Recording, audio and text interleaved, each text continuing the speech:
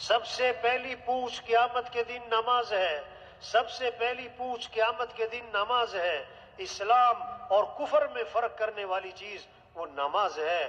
فرمایا سراسر ظلم ہے، سراسر کفر ہے، سراسر نفاق ہے اس شخص کا فعل جو مؤذن کی آواز سنے اور نماز کو نہ جائے، جو مؤذن کی آواز سنے اور نماز کو نہ جائے۔ ظلم ہے، کفر ہے، نفاق ہے۔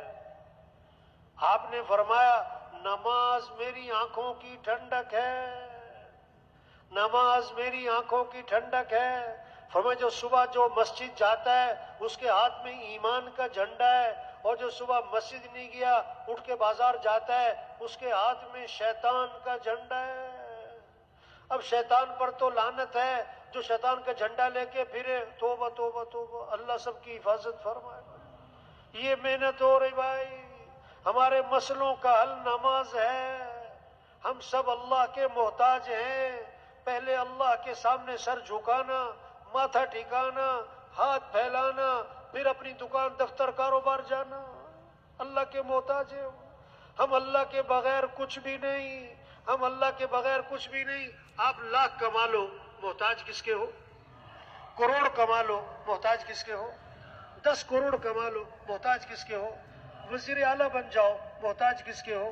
وزیر اعظم بن جاؤ محتاج کس کے ہو؟ اللہ کے بغیر سب صفر۔